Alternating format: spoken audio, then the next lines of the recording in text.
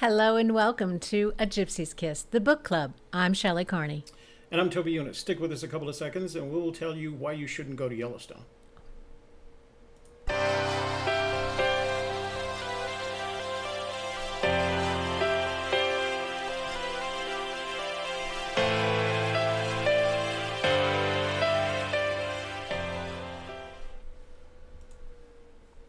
And here we are. Thank you for joining us today. We're going to get started in just a few minutes with Chapter 10 from The Thrill of the Chase, which is called In Love with Yellowstone. And that's pages 44 and 45. Page 44 is just pictures. 45 is the text. And first, we're going to do some housekeeping. Man in the barn. Housekeeping! There we go. Okay. Our moderators. You really like that whole thing, don't you? Don't you? I think it's adorable. Hello. It's adorbs. Thank you to our moderators, Jimmy Fast, Man in the Barn, Joel Lewicki, Brian Eagle, and Jason Eunice. Today's brief presentation will be followed by an open Q&A. We will not be able to go past, I'd say, what, 2:15? 2:15, yeah. Because we have a journey to make to Santa Fe for an appointment. So we'll have to do that today, so just keep that in mind. And are we ready to get started? I wanted to say hi to Men in the Barn and Jimmy Fast. Our moderators are already in the room. Thank you for being here today with us. What are we drinking? We are drinking a New Zealand Gewürztraminer. It's very nice. It's by Cottesbrook, New Zealand. It's a very light Gewürztraminer, Canterbury, New Zealand. So, sounds interesting. Let's try that out. Oops. What are we... To our trip to Santa Fe. May it be very successful for us and profitable as well. Wow. Hey. Like it.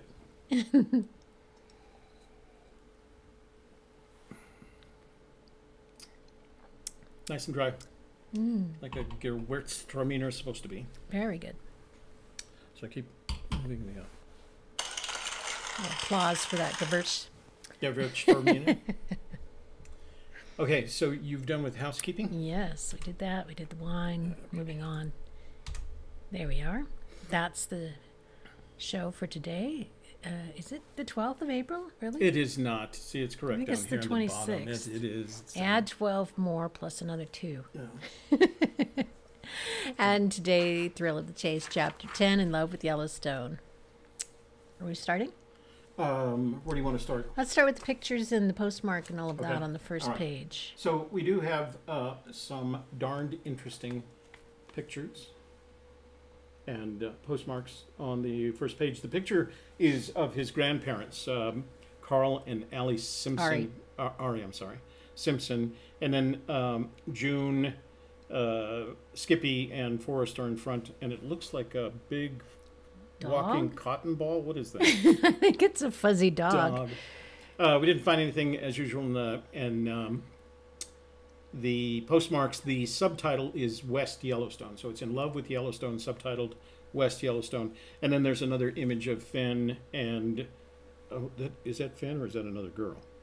That's a little girl, right? That's June. A girl. That's June. That's a boy. I think that's Forrest and June. Sawing wood. Cutting wood for their dad. Firewood. So, very short chapter. You can see it's literally less than a complete typewritten page. So, but there's some interesting things in it. We can talk about it. I will say before I get started, and I'll start the chat with this. When I read this chapter, it's the one that convinced me that, well, it was the one that convinced me to start my research into whether or not he actually hid this thing in Yellowstone. Which, of course, ended up in the conclusion that he didn't. But it was this chapter that kicked it off. I see. Okay, you ready? I am. Oh, did we want to talk about Super Chat? Oh, or is that later? No. We're gonna when we start chat. Okay, that's later. Just before we start chat. All right. We'll talk about it. We'll talk about that later. Okay. Yes. So, Chapter 10, In Love with Yellowstone, page 45, paragraph 1. Page 45, paragraph 1. My dad had the summers off, being in the school business. So that meant for 3 months, I didn't have to worry about taking a test or having to please Miss Ford. It seems like Miss Ford was his Shame. only teacher. Yeah, exactly. Father would load our 36 Chevy up to the top and we'd take off for Yellowstone. I absolutely loved that place, and along the rivers I could find the best agate rocks for making marbles. I was thinking all about those things and even more. Well, here's where we learn why Fenn loved Yellowstone.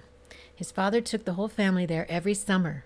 Fenn got away from school, which was a great relief, and he could find good rocks to make marbles he could sell to the rich kids when he got back home.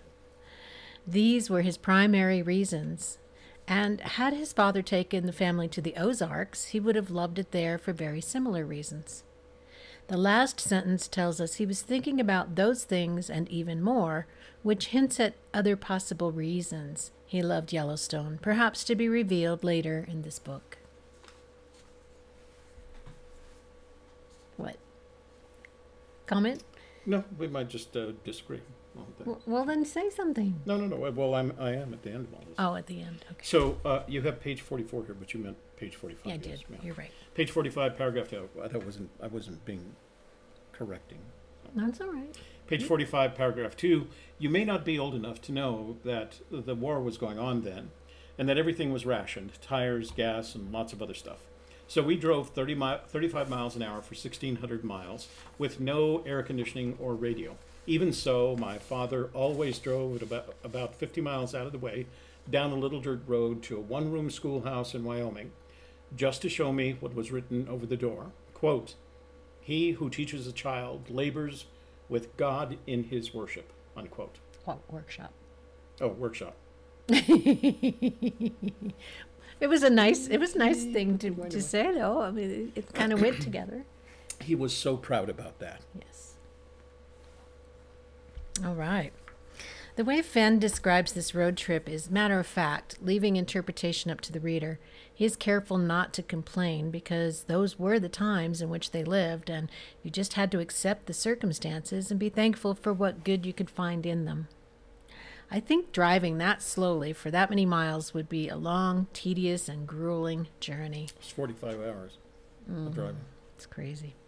The fact that Fenn's father went out of his way to show his son the sign over the door of the schoolhouse means that Marvin Fenn had traveled that way before, and he felt that Forrest needed to know those words. Whether that story is true or not, Forrest Fenn does display a love of teaching children about history and natural science. Page 45, paragraph 3. Then my father sold our 36 Chevy and got a 41 Plymouth instead. Probably in that weird Plymouth color. Bianchi green. I don't know what they call it, but we used to call it, I had a Bianchi bike. I couldn't understand how he could do that to such a faithful car that had been a member of the family like the rest of us. How would you like to be replaced by a newer model? I felt very insecure for a long time after that. If he'd get rid of that car, maybe he could get rid of me, too. If I could find that Chevy, I'd buy it back and keep it forever. Forrest Fenn has a way of clinging to the past through material objects, whether they be arrowheads, bones, pottery pieces, or moccasins. In this case, he clings to his childhood through the 36 Chevy his father drove. He felt a sense of abandonment when the car was sold that indicates a fear of change, which he continues to display to this day in the way he clings to the artifacts he's gathered around him and how each one must be in its own special place. Questions to ponder. Go. These were interesting. Go ahead. Shelley's questions to ponder. Questions to ponder. Could Fenn's special place be the place where he feels he belongs? If Fenn feels that objects like a car are part of the family, how does he feel about the treasure? And how does his hiding it correlate with his father selling the family car? So let me go back to something. I'm going to have to close this window for just a second, so everybody's going to see us. But in this week's Mysterious Writings, Jenny Kyle, I don't know what's going to happen if I lower this. Let's see what's happening. That's probably going to change everything. Yeah, we don't want to do that. Never mind. Never mind. Do you want me to look it up So- on the iPad or the phone or No, something? so Jenny Kyle asked, and I'm going to paraphrase this. Jenny Kyle asked, would the searcher, and she used, so I'm going to really mess this up. She asked Fenn if whoever found the treasure would know why that place that he had hidden the treasure was special To him. to him. Right. And he responded by using searcher rather than finder, which caused a whole other conversation. But what he basically said is probably not, because they would likely be thinking of something else. But I think we had a conversation, I don't know, 3 or 4 episodes ago, Mm-hmm. where we discussed that about the simple place. Because honestly, I agree with Fenn. I don't think that the person who finds the treasure in the location that Fenn has hidden it will likely know why that place was special to Fenn. It's special to Fenn. Mm-hmm. It may not be special. It is most likely not special to anyone else. Mm-hmm. So Mm-hmm. it was an interesting conversation. Go to Mysterious Writings and look up the question that Jenny Kyle asked on the 24th, on April 24th. And then that makes me wonder, when we go to a place and we say it's not Fenny, are we putting our own interpretation on it? Other than, the things that he did say, that you'll see, if you're standing where the treasure is, you will see pine trees. You'll see animals. So those are the things we know for sure, right? True. When I use that phrase, when we're someplace and I say to you, I don't feel like this is Fenny enough, what I'm talking about is the lay of the land, kind of. Like if we happen to find ourselves, it's kind of silly, but let's say we were halfway between here and Santa Fe, which is basically high desert, right? We're out of the Rocky Mountains, and there's a lot of basically short, ugly New Mexico trees. Scrubby. Yeah, scrubby A lot trees. of reservation in between. And so to me, if I were to be standing in that area looking for the treasure, I would say to myself, this doesn't feel Fenny enough. I always feel like we need to be near running water, that we need to be in, quote, the mountains, and that we need to be, if it's running water, it's some kind of valley and or canyon. And that's when I start feeling, there were places in Lander, other than the fact that it was so darned crowded, that felt Fenny to me. Yeah, But there are other places, and Cimarron always feels Fenny to me. right. But it doesn't, the question is whether or not his special place is in the same location that feels Fenny. I don't know that. Mm-hmm. So I'd be curious. I want to see the special place just so I can see if I can figure out why it was special to him. Okay. As I was doing my analyzation of this chapter, it came to me that I wanted to talk about the number 7 and Fenn's numerology and what it represents. So I went ahead and looked up that information online, what the number 7 life path means. And to get the number 7, you take Forrest Fenn's birthday, 8/22/1930, and you add 8 plus 2 plus 2 plus 1 plus 9 plus 3 plus 0, you get 25. You add the 2 and the 5 together, and you get 7. So his life path number is 7. And these are the things that describe a number 7 life path personality. And see if you can pick up anything that you think you know about Fenn in the number 7 life path. The number 7 is the seeker, the thinker, the searcher of truth, with a capital T. Which rhymes with P. That stands for pool. Right Stop here. it. Okay. We're not doing River City. Okay. All right.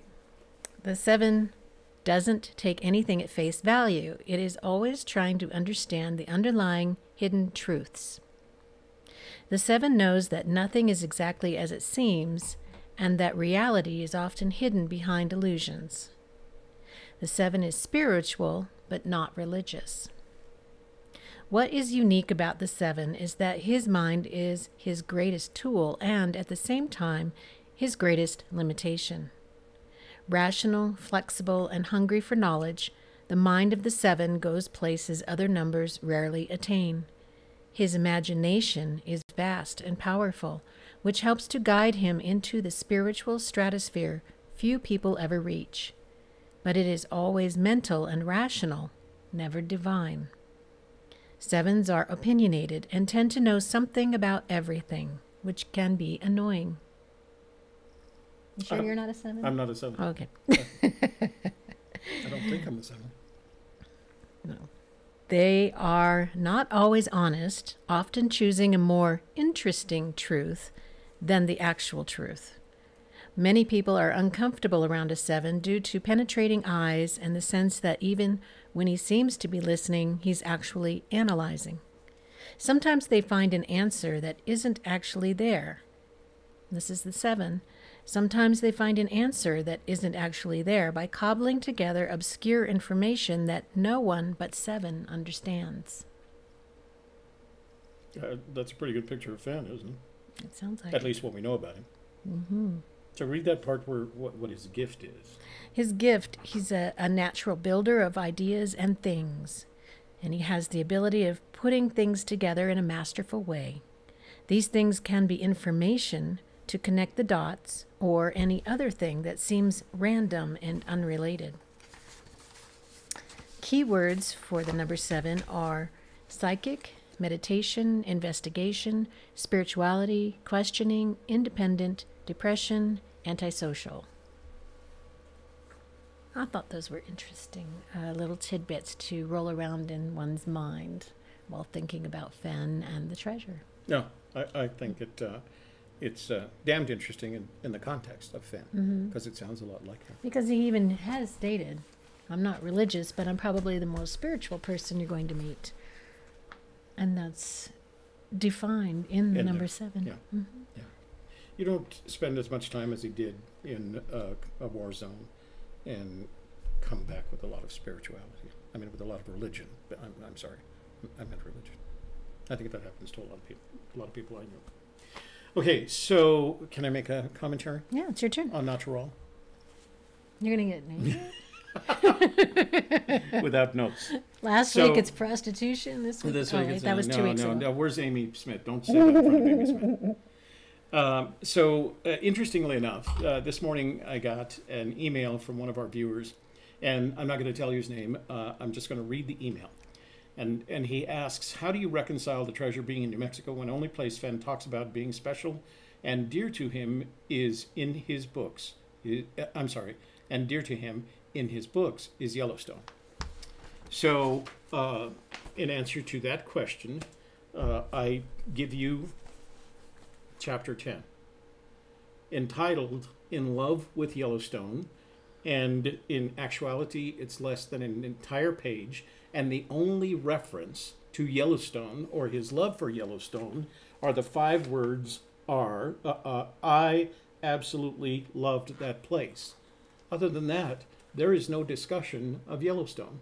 And if you go in the book, although there are stories from Yellowstone, there is no indication that Yellowstone was any more special to him than any place else that he wrote about in the other books. And, as we've said before, you have to put in a lower level of relevance the books that followed this one. Because the books that followed this one were the additional memoirs that may or may not have anything to do with the search. But this is the chapter that when I read it, my reaction to it, especially after realizing there's only 5 words that refer to his love for Yellowstone, I absolutely loved that place. That started me on the journey to the research that you see in a couple of our videos. One of them is Cross Yellowstone Off Your List. That indicated to me that he may have loved Yellowstone when he was a child, but it was not where he hid the treasure, for a broader variety of reasons than that. But one of them that started me on this journey, on that particular journey, was this chapter. This, to me, if this is the chapter that's supposed to indicate his love for Yellowstone, and there are 5 words in that chapter that indicates his love for Yellowstone, then that's not a whole bunch of love for Yellowstone, if you don't mind me saying so. Phew. Okay, that's all I've got. Well, and I can repeat what I had said was the main reason he loved it was he was getting out of school, and he was with his family.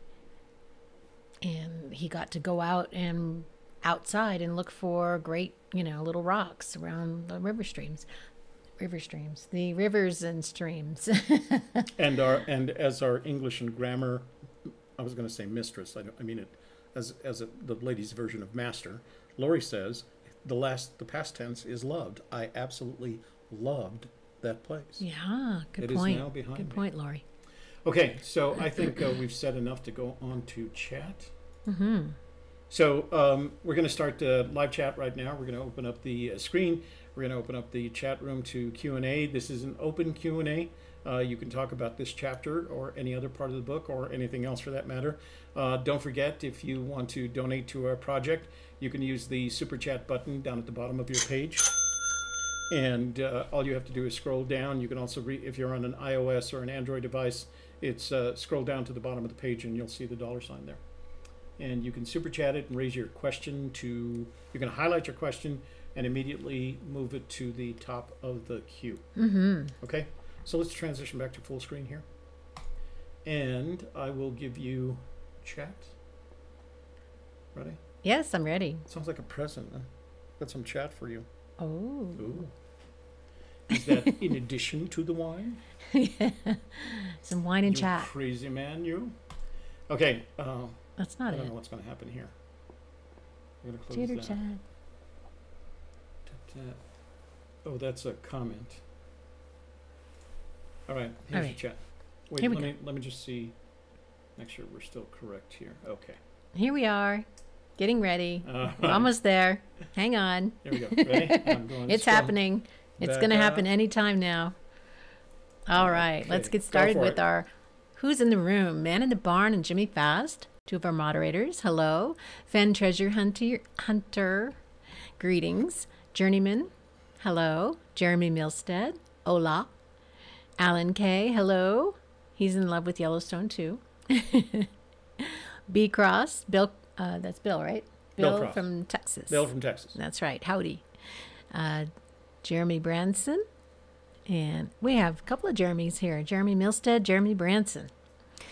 Deborah Jensen, hello from New Orleans. GJ Navatek, hello and good afternoon. Blaze Gazer, hello from Pensacola, Florida. Yay. Yeah. That's a new name. Have we seen it He was before? here yesterday. Oh, I think okay. he may have been here on Tuesday as well. And I'm saying he in the general sense of the he because I don't know if it's a man or a woman. Right. Hello from Denise Bagley. And we have some flower and music. Yeah. Paul Ammons. Can't wait for the snow to melt. Illinois Ghost is here.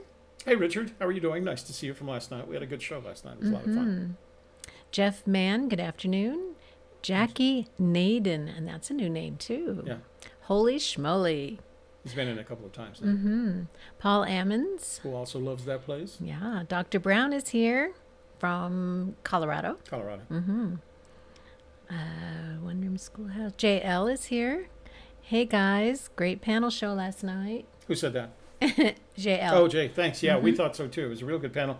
Ryan made a really great guest last night. Made it And easy. everybody enjoyed seeing Jason for the first time Yeah.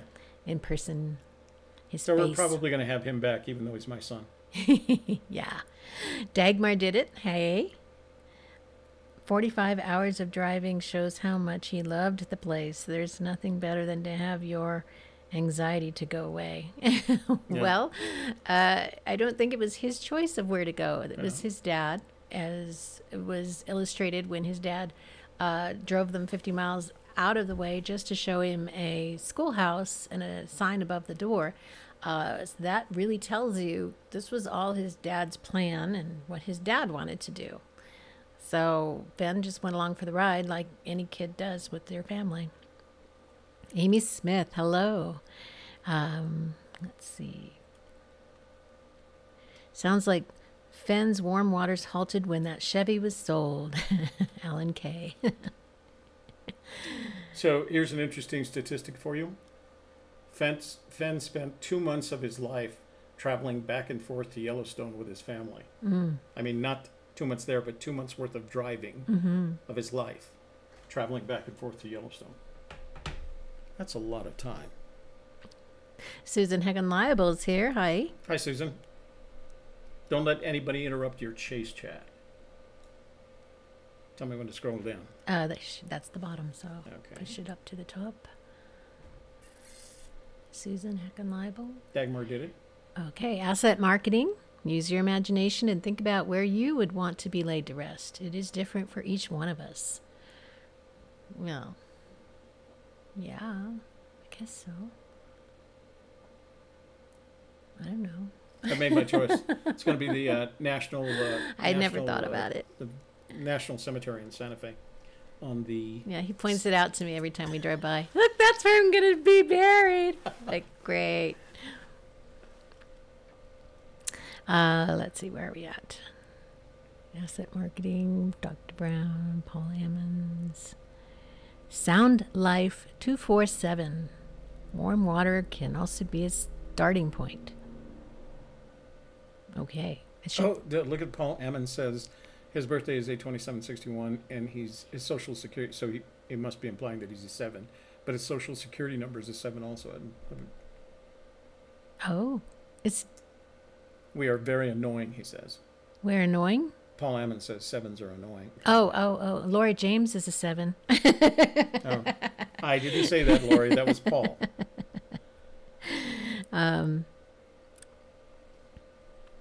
Getting deep. Man in the Barn? Fenn, is Fenn a Mason? I don't think so. No, I think we've... no, he's not. No.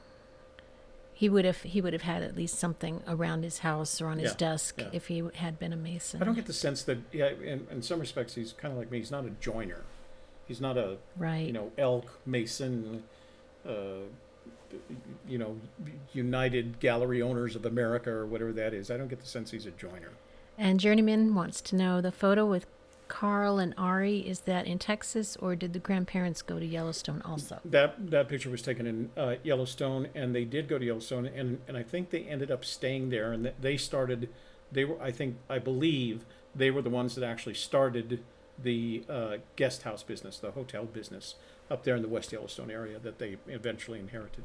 Somebody else had a question up here. I thought, here we go. Oh no, sorry, I was wrong. You're on it.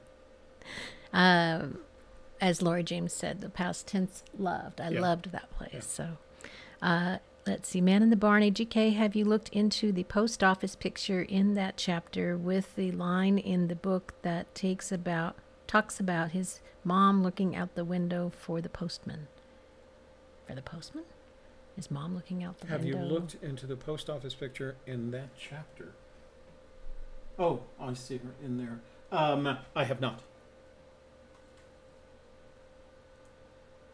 Is there someone in the window? I don't know. Maybe he doesn't mean this chapter. Man in the Barn, we have not. Might be a good show, though. Oh, Dagmar is glad we do. Well, Dagmar, you're in luck. We read the entire chapter today because that's how short it was. Paul says you're wrong about something. I don't know what you're wrong about. Okay. So what does Denise say right there? If Denise Bagley says, AGK, a forest treasure is found before all the chapters are discussed, will you finish the book / book club? Probably not, Denise. We've decided to go to another format. We're going to be doing my Aunt Lucy's New Mexican cookbook using Shelley's Instapot. So we're going to do... Which is a pressure cooker. Aunt Lucy's Instapot New Mexican Cooking. That's yummy, our next... Yummy. So when a treasure is found, we've already got a backup show. That's right. Let's see. I should say looking into the connection between the two. The pictures. Oh, okay. Looking out the window. All right. I will... Yeah, JL, you're right. Who keeps giving the thumbs down every time? Toby and Shelley, come on. Lol. Yeah, we have a group of I don't haters. know, haters. You have to deal with it on YouTube. As soon as you get popular, everybody either loves you or hates you, and they let you know about it. As if we are popular. No, Casey Neistat is popular. We're popular with the Fenn crowd. I don't know. We have at least a dozen of them that don't like us. But it doesn't mean we're not popular. Oh, okay. Popular just means well known, right? Okay. If that, I think well known. I'm not sure that we're as well regarded as we are well known. I am. Okay. I am. Paul Ammons says I'm wrong about something. Paul, I don't disagree with that. I am wrong about things.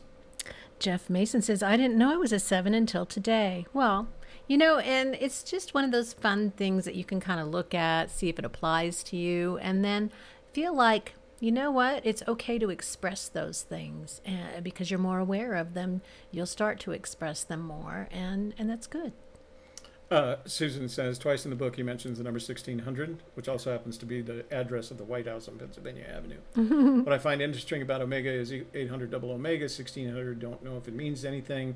You know who you should have a big conversation with is DeCall Thomas. Oh. He loves that stuff. Well, and he's got a YouTube Man. channel. We're going to call him Omega Man. Yeah. He just loves that Omega thing. You ought to have a conversation with him. He'd be fun to have that. Hello, Wayne Peterson. Thank you for joining us. Tell me when to scroll down. Collecting bottle caps. Oh, Dr. Brown.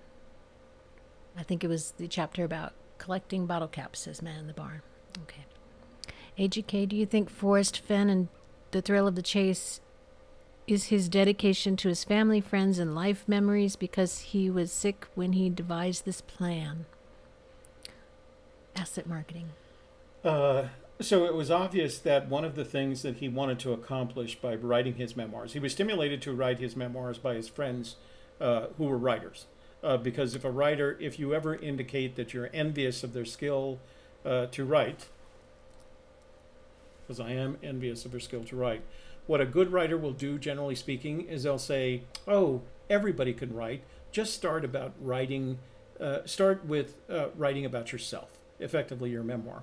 So at some point he was stimulated to do that, and if you read the book the chapter on important literature, he goes to the bookstore, picks up a couple of what we think of as 20th century American classics, and reads them, and comes to the conclusion after reading Catcher in the Rye that he could do that. It's plain spoken writing. Rudolph Flesch. It's Rudolph Flesch writing.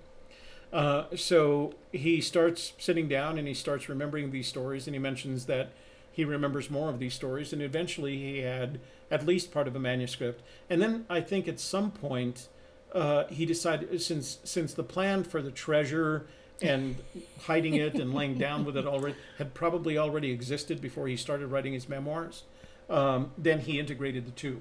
And so the memoir eventually became the vessel, if you will, for the treasure story and the resulting poem that has the clues. So I think it was done, the memoir was started in order to provide his family some context for his life.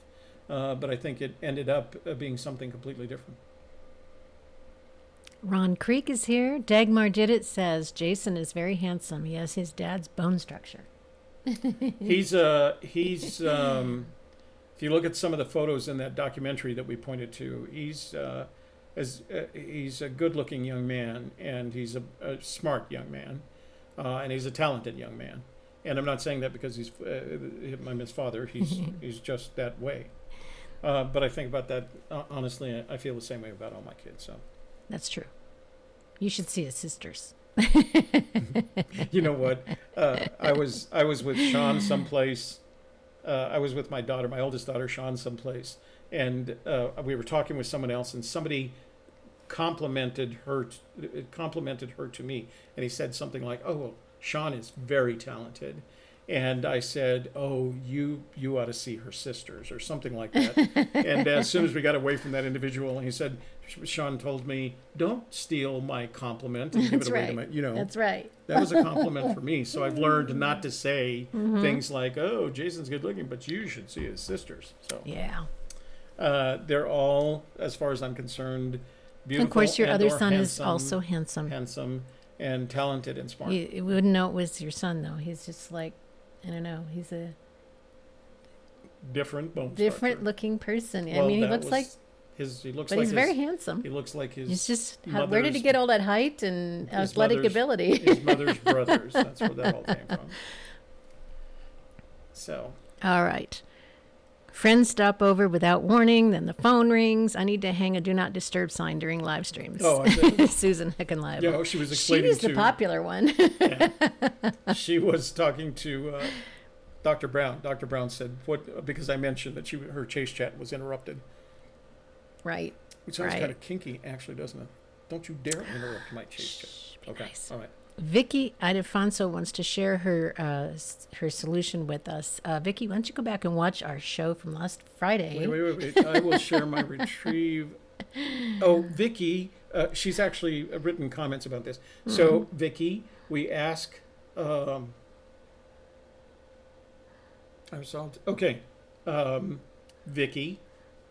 We ask searchers not to share their solution with us because we're actively searching for the treasure, so it would compromise our treasure. What I would recommend is go into some of the forums, say that you have a solution, and watch last week's video on the issues associated with establishing partnerships. Last week's FAQ.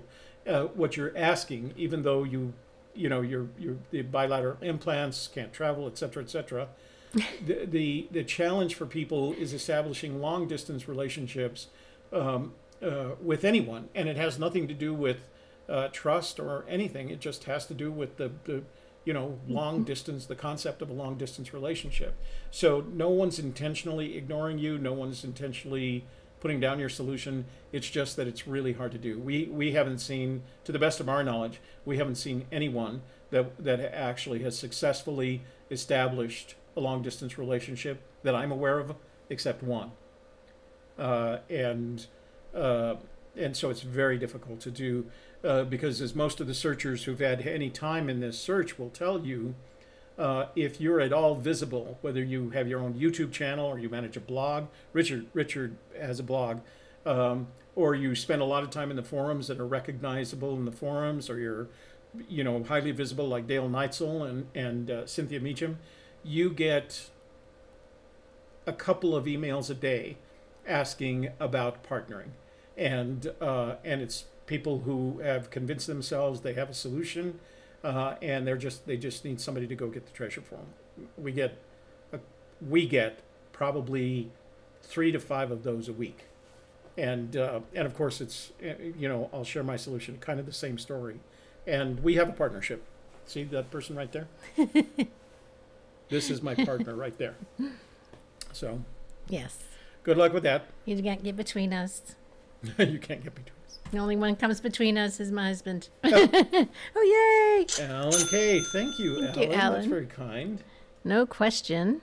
You are awesome, and as always. Thank you, Cheers. Alan. That's very kind of you. Thank you. Appreciate that. Okay, and wait. I apparently, according to Dagmar, am the prom queen of the Fenn gals. Oh. I'm not sure exactly because that's how popular I am. I think. Isn't she the one that said last night, "You look good in every color," or something like that? Yes. Oh, Yes. I think Dagmar was crushing on you there. No, that's all right. I told you everybody loves me. Yeah, apparently. Where are you going? I'm going to. I can't figure out where we left off when the super chat came out. Dr. Brown, yes. Asset marketing.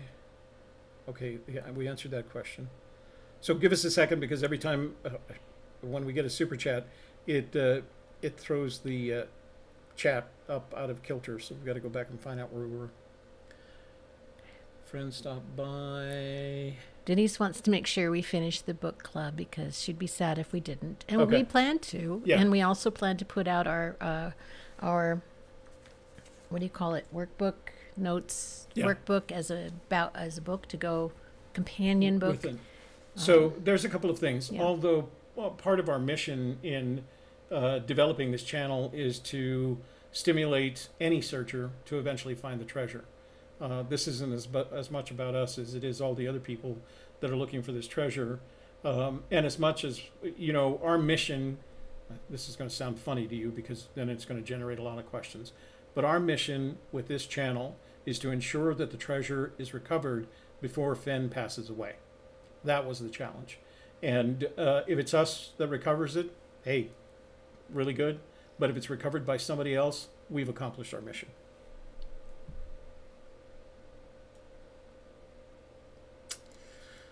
Let's see. A Gypsy's Kiss. I will share Oh, we already answered that. It's Vicky Ildefonso. Mm-hmm. We have a pueblo here in New Mexico, Vicky, called San Ildefonso. Let's see. Alan K. Alan K is 100% sure it's in Yellowstone National Park, and he's 100% sure. Oh, and I'm what? It's in New Mexico. If it's not in Yellowstone National Park, that's good. I'm 100% sure it's in Yellowstone National Park, Or it's in New Mexico. but if it's not there, it's 100% in New Mexico. Dr. Brown I wants like to your know style, what Alan. was the one. I don't know what that even refers to. The one. Where What is was that? the one? Dr. Brown, right above the orange here. Okay, Dr. Brown, AGK, okay, what was the one? I must have made some reference to some. Oh, the one searcher, unfortunately, the one partnership that I'm aware of. Oh, Unfortunately, they wouldn't want me to share that with you. But it's not with us. I mean, it's not. It's a partnership between two people other than Shelley and I, or Kevin. and Jason. Lori James made a partnership with her sister. Works fine. Yeah, I think part of it has to be, Lori, is your sister local to you? I think part of it has to be that you're local, even if you're in a state that's not one of the treasure states. Who's it? Gypsy's, not a Gypsy's Kiss, Diggin' Gypsy. She, has a lot of material out there about she, and I think it's like 3 of her sisters and nieces and things like that. It's kind of an all-female crew. But they all live in Atlanta and travel from Atlanta.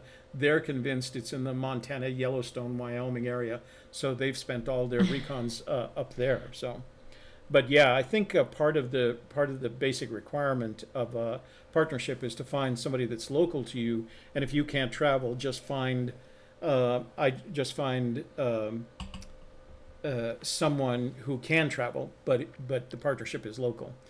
Vicky, you're going through, if you just started and you've decoded it already, you literally are going through exactly what every searcher who has picked up that book goes through. We all come to the conclusion that we've got it all figured out, and then we can get on the road as soon as we can and have our first recon that doesn't, where you'll put your son in a raging river, for example. And then find out Raging? Was it raging? Yeah, it was pretty raging. It was spring runoff. We tied a rope around But it. as you know, Jason made it through. Yeah. So. Paul Ammon's got a new drone. Oh, nice. What kind of drone did you get today? And my official guide license. Wow. Hobby. Turn it to fun. I'm going to slay the fish this weekend. Oh, he's the one that does the drone fishing. So what'd you get, Paul? Tell us about it. Tell Toby about it. Tell He's him, excited. yeah. Ron Creek, why do you never talk about the aberrations in the book? It is key.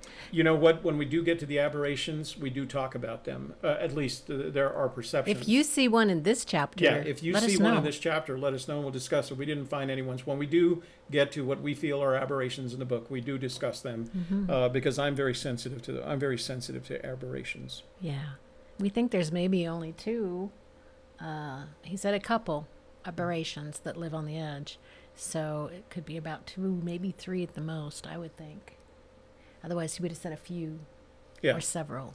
Jeff Mann, AGK, when Fenn identified 10,200 feet as the height limit, was he considering the timberline?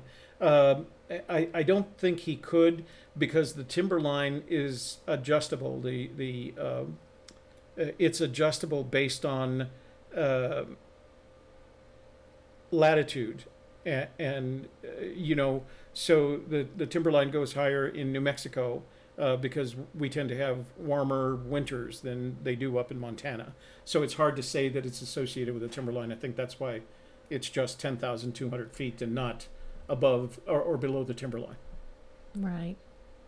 I think it's kind of Timberline is just variable. pointing out that, don't go up where there's very little oxygen, because an 80-year-old man can't do that. Even a healthy 80-year-old man has to deal with the fact that their oxygen systems, the systems that start with breathing air into their lungs, distributing it through the blood, just isn't as efficient as a 50-year-old man, for example. And there's a point at which you're not going to get above the tree line, simply because whether you're healthy or not, your systems are now 80 years old, and you might have the musculature, but you may not have the oxygen carrying systems, producing and carrying systems. Well, they call it the VO2 max. The VO2 max, yeah, your VO2 max falls with age no matter what you do. Mm-hmm. Yeah. Well, I'm offering you it to recover. Oh, Vicky. Okay, Vicky, we're just going to let you go and see if anybody bites, okay? So you can take advantage. So moderators, let Vicky kind of express herself out and see if anybody indicates an interest. So she lives in New Mexico. Oh, in New Mexico. Mm-hmm. Wow. So maybe she is near San Ildefonso. Yeah, yeah. Well, definitely put it out there and see if anybody wants to, if anybody's going that direction anyway, they might as well check it out. But it does kind of put an onus on them, was that their spot or was that your spot? Right. And Yeah, get make into sure a you thing. have the first thing is we recommend everybody is take some money, hire a good attorney, and get that attorney to produce an ironclad partnership contract for you before you do anything. It's like when a relative dies and everybody fights over the leftover money. It gets bad vibes. Julie, you may be the only searcher who has never felt I knew where it was. Yeah. No, Julie, I feel the same way. That's what we tell people. Why I when they kind say, of always wait for "Do you know Toby where to the come up treasure with is?" Toby comes up with the idea and then I help him refine it. Yeah, we tell when people say, "You know where the treasure is?" We go, "No, I have no idea." Literally, that's why we're still looking. That's right. We wouldn't be looking if we knew where it was. We'd be going and getting. Do they give awards for live stream video? There should be an award. I could probably talk to my buddy Billy Crystal to MC it. Absolutely, Dr. Brown. I think, Dr. Brown, I'm going to take that as a compliment. Thank you very much. Denise Bagley, AGK, if the treasure is found and the book club doesn't continue till it's finished, in my opinion, Forrest proves his point, which is incredibly sad. Oh. You know what, Denise? I said we'd finish. I doubt it's going to be found before we finish.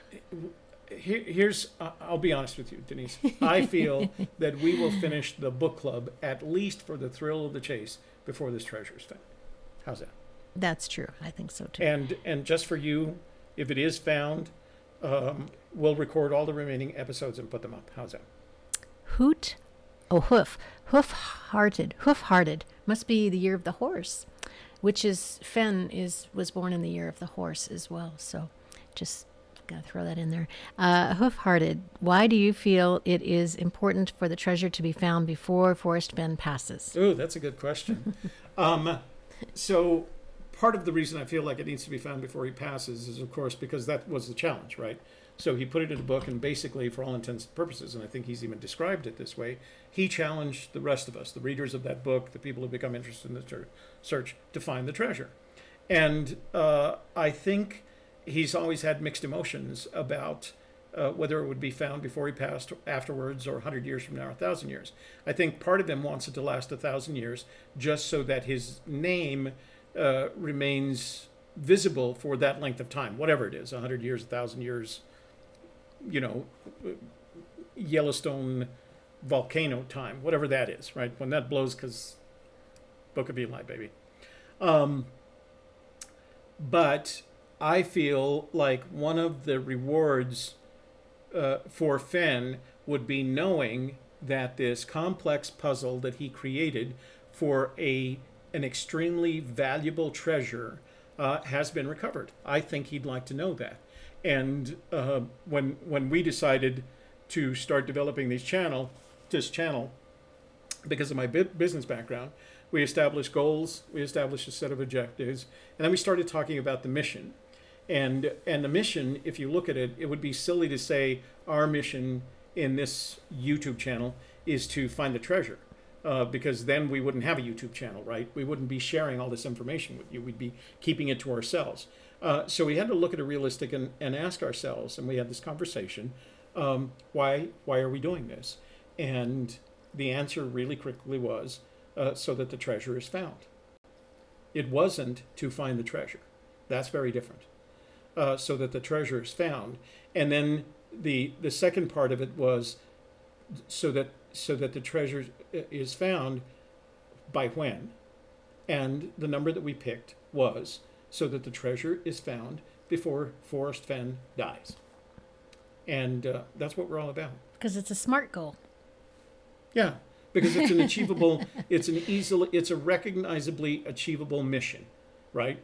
One of the important things about establishing goals, objectives, you've taken any business course, goals, objectives, and mission, is that they must be realistically achievable. You don't set a mission statement that is completely, that it has to be challenging but reasonably achievable. Mm-hmm. And we feel that's what this is.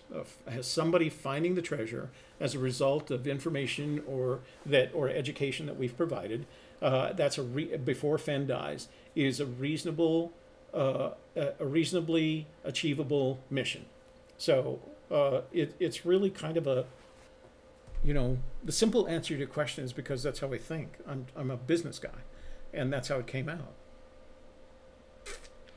Well, let's see. Vicky says she actually lives in Rhode Island, and I can't remember who, but it said, Vicky, perhaps if you shared your Where Warm Waters Halt, what you think that is, then other people might look at that, think that was reasonable, and then want to work with you as well. You know what? That's a good idea. Mm-hmm. You're not giving away. So Forrest says that the little girl in India can find the first two, can identify the first two clues by using it Google Earth before she has to have boots on the ground. So, and everybody has an opinion on what the clue Warm Waters Halt represents. So, Vicky, why don't you tell people what your Warm Waters Halt is, and then they can make decisions about whether or not they'd be interested in partnering with you. I think that's fair. Did you come up with that? No, somebody in the chat, and I can't remember where I saw it now. Oh, that's very good. That's a very good idea. That's what we're going to say from now on. And Toby Unique Tornado H920. Wow, nice drone, brother. Very nice. Yeah, Oh, here it is. Susan Heckenleibel brought that up. Oh, okay. The Where Warm Waters Halt thing. That's a good idea, Susan. I like that. Steve Rempel's here. Better late than never. Wow, Steve, it's been a while. We've missed him for a while. He hasn't been around, has he? I haven't seen him for a while. Yeah. Or he hasn't written in. Sometimes you guys are here, we just don't know until you say something. Is there an email for Forrest Fenn? Yes. I'm always hesitant to do it on my videos, but if you search Forrest Fenn email, it's literally out there enough so that you can Google it. It's also in the book. Yeah. The latest versions, the early versions had his old email address. The later versions of the book in the front of the book. He's got it. How to contact him. Yeah. It's on Old Santa Fe Trail, his website as well, isn't it? Old Santa Fe Trading Co.com. Santa Fe Trading. So, yeah, we're hesitant to announce like that because I don't want him to think that we're just throwing his email out at him. Meh is here. AGK, I'll take that bet. What bet? Boots on the ground this coming week, and I'm going to find it. Oh, well, I don't know if I'm... Oh, it's Mike from Tokyo. Yes. He's coming all the way from Tokyo. Oh, well, you should give us a call when you're here. Okay, so here's the bet, okay. Michael. If you find the treasure, we will buy you lunch. If you don't find the treasure, you have to buy us lunch. How's that? Okay, so Richard Hunter says the aberration in this chapter is that the grandparents' names are misspelled. Oh, cool. I don't know that they are. He also talked about his grandmother Ari in another chapter, and it was spelled the same way. So how did Richard? Is I it don't know. Richard? Yeah, it was Richard Hunter. So Richard, how did you come to the conclusion that they were misspelled? Not that I'm challenging you. I just I haven't heard that before. Mike's gonna find it. Yes, it is in the book. Yes, he is needed. Let's see. Eric Schmidt, what did I miss? You missed Vicky. Dagmar says you missed the correct solve. It could have been you. Yeah, you missed Vicky sharing her solution with you. Sorry, Eric. And it sounded correct to us. You're going to have to go back. All kinds of important information. You're going to have to go back and read the live chat. Yeah. But we appreciate you showing up here today as Blaze well. Gazer, looks like Cosby was found guilty. Okay. Oh, there, you missed that. Yeah. Oh, who else? Jeremy Branson also bought a drone. Okay, well, if you guys are gonna tell us that you bought a drone, you have to at least share. We're going to have a drone channel after this one is Oh, done. hey, speaking of that, so I have an upcoming show that's going to be a one-on-one with a guy that's been testing his drone with an infrared camera, an IR camera, and a bronze chest-sized object. He's got some real interesting research. He's actually out in the field this week. I was going to have him on. I was actually going to have him on for this show, but he's out in the field this week and part of next. And when he comes back, we're going to schedule a show, and he's going to bring his research back with him, and we're going to talk about drones, IR, and the bronze chest. Nice. That'll be fun. Huh?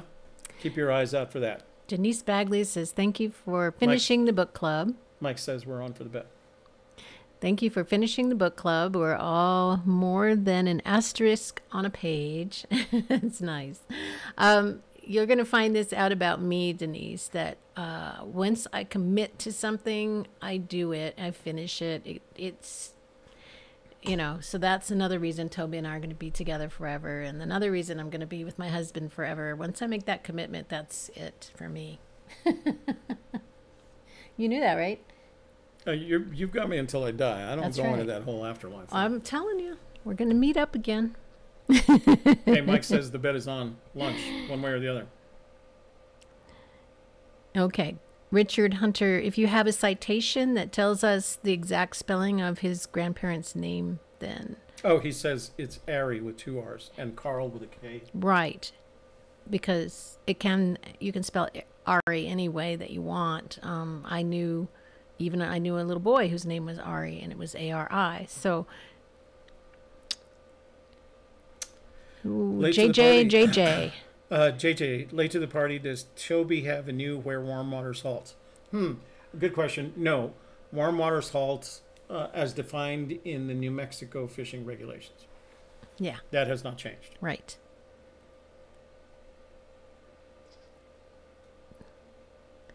George, you are right. Oh.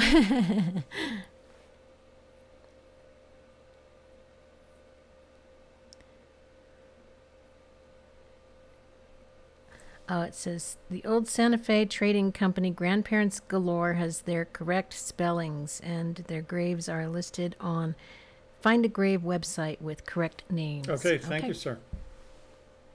And then it went away. Retracted it. Oh. And then he retracted it. Wait, where'd it go? We were just reading your citation. Oh, baby, IR camera. Yeah, Doc, that's how I felt about it when he wrote it. And this was someone who is one of our viewers, and I had never heard from him before, and he sent me an email and started talking about his research, and I got really excited. And so I wrote him back and started trying to schedule a date for him to do a 1v1.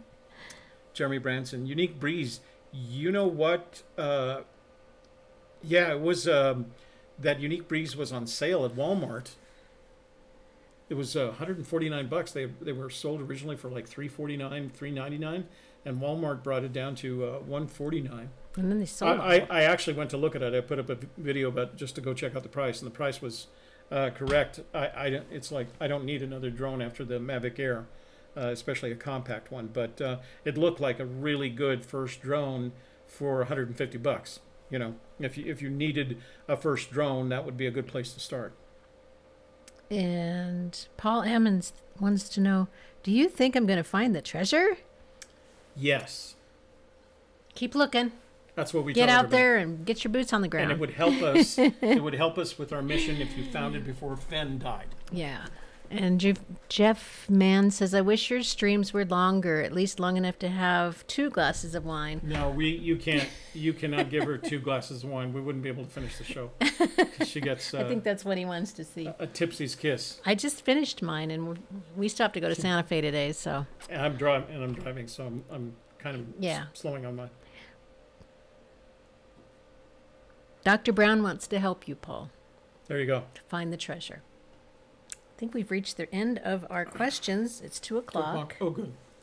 All right, guys.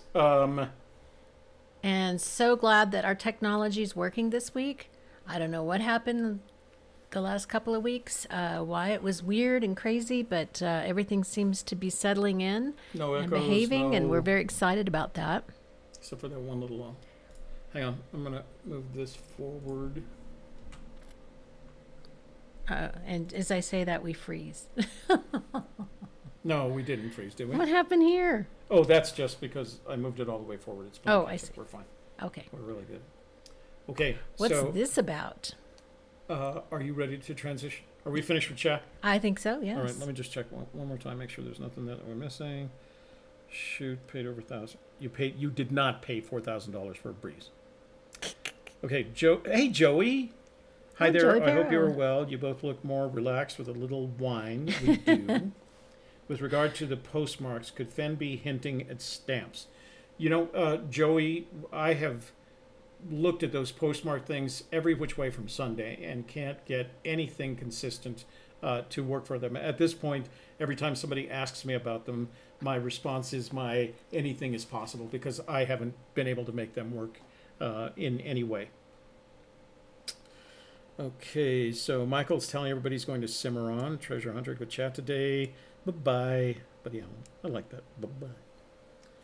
Lily Sadohi. Doesn't the treasure need to be in a national park since Fenn spent $8,000 of legal fees? Where did you come up with that number? What a great name. Lele Sadogi. It's a great name, Lele. You two are awesome as always. You probably mean just Shelley. No. She's awesome. Yeah, Alan, we think we're kind of nailing this down right up. And then I say that, and then next week YouTube it's turns so unpredictable. Yeah. That's why we gave up the live streaming business, because you just cannot count on it when you need to. Although what was really funny is Shelley told you that we did that last live stream for our final client as Video Tarot. We live streamed Tuesday. To their YouTube channel for 4 consecutive hours without so much as a glitch. 3.5. So it's pretty amazing when you think about it. Our battery did die, and I think our last little together outro thing kind of didn't go over well. Oh, the battery died on the battery receiver. in the receiver on the microphone. Yeah. Anyway. Okay. We were cute, just standing there waving and talking and high-fiving each other. That was our last hurrah as Video Tarot. But it's good, because now we have this. Yeah, and we're changing it to Video Tarot, like the tarot cards, like you guys suggested. Oh, stop that. Because I'm going to learn to do tarot readings. You'll have your own channel. We are not changing. So... but it's such a perfect name. Video Who was it? It Tarot. was Amy Smith, right? I think so. Remember when Amy says so? Like, I don't know if Amy's in the room yay. today, but one time we mentioned that my other company, the company that I closed, but our other YouTube channel was Video Tarot, and it's spelled VIDEOTERO, which is kind of I took video and turned it into a Spanish name, Video Maker, Video Tarot. And so later on in the chat, she goes, so what kind of tarot cards do you use? And when I read it, when I read the question, I went like, I have no idea, Amy. I don't know what you're talking about. And then about a week later, it struck me that she was, because I had said Video Tarot, she thought I had another Gypsy channel where I read cards. Yeah, awesome. Yeah. Makes sense. Yeah, we're not going Video Tarot. Okay, transitioning to your slide. Why don't you tell them about the panel? All right. We're having the biggest AGK panel ever, and it's called the Fantastic Fan Appreciation Event, happening at 7 o'clock p.m. Mountain Daylight Time on Wednesday, May 9th, 2018. This will take the place of a regular panel, and we're going to have all of our subscribers who wish to join us on a Zoom chat to go ahead and sign up.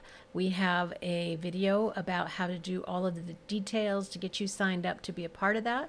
We have about 20 people who've decided they would like to join us for that, and it's going to be a lot of fun. Each participant will get 60 seconds to talk about themselves and the chase in general, hoping to keep it real positive, maybe give Fenn a little testimonial so that, you know, a little cheering up for him, and let him know that AGK is okay. Right? AGK is okay. Isn't that a cool motto?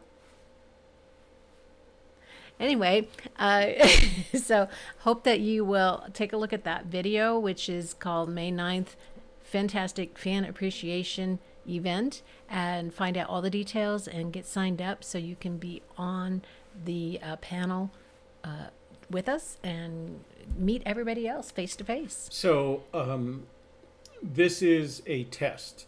This what Shelley is talking about it's a test of whether or not we can pull something like that off. Because one of the natural extensions of what we're doing with our mission, finding the treasure, is we feel like eventually we're going to sponsor and host an online conference. And it's going to be a conference like you would travel to. And the conference is going to be, we're going to have people that are going to submit and present papers related to the poem and the treasure and their what their intuition tells them, et cetera, et cetera. So we're going to have an online conference. Virtual conference That will support up to 100 people, some of whom are going to be relative experts. And what I mean by relative, they're going to be experts in this particular area. And we're going to host it, and we're going to have the first Forrest Fenn treasure hunt conference. Ooh. And this is a test for that event. Neat. Because that, we believe, is a natural extension of what we're doing here. Mm-hmm. So just keep an eye out for it. Think about it. Start thinking about whether or not you want to present your paper. The presenters will it'll be an all-day conference. You can go in and out of the room. It'll be webinar style where there'll be, the room will hold 100, but we can have up to 1,000 viewers of the conference. And so it'll go on all day, and we'll get 3, 4, 5, 6, maybe as many as 10 people presenting papers on the research that they've done on this particular matter. I've hosted these before when I was in my old career, so I know it's possible. It's a lot of fun, and it's a way that we can create additional educational material without ever having to leave the comfort of our lazy boy loungers. The only drawback is you don't get to go to the booths and get the swag. We're gonna have no to, pens. You know what? We'll have to figure out a way to get everybody some a Gypsy Kiss pens. A Gypsy Kiss pen with a flashlight. With a so flashlight. when you get into that little niche and Yeah. nook, and you gotta Here's my Gypsy look Kiss for that. pen.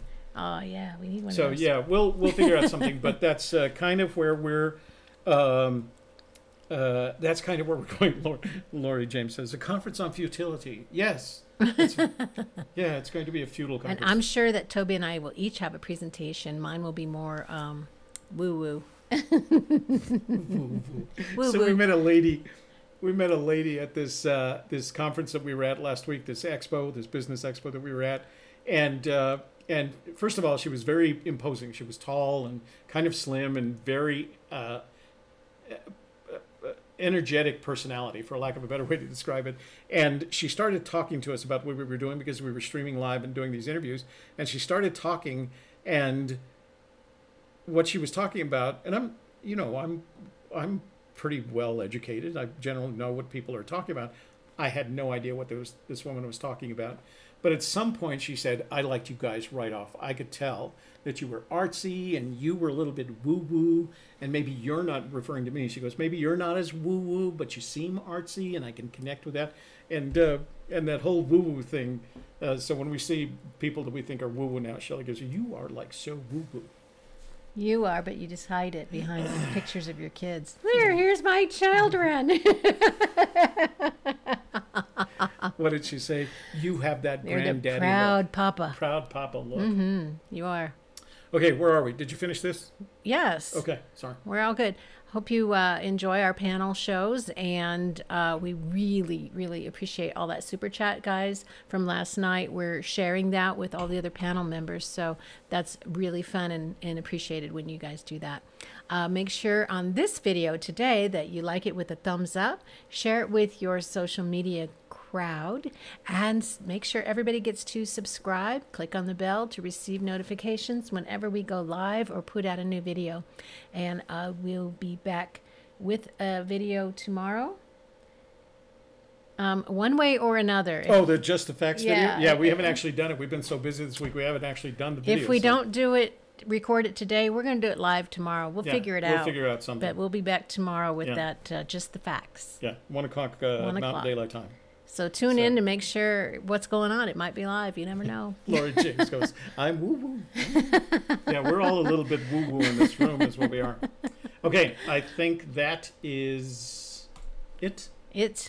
We're on our way to Santa Fe. Yeah. And we'll let you know more about that trip sometime in the future. And then we mentioned that, so next week's vlog is going to be about the trip that we're taking up north this coming weekend. So we're leaving town Saturday. We'll be back Sunday night. And maybe we'll tell you stay through Monday, depending. But we'll tell you about it on Tuesday. Wow. Which means we also have to record the lineup.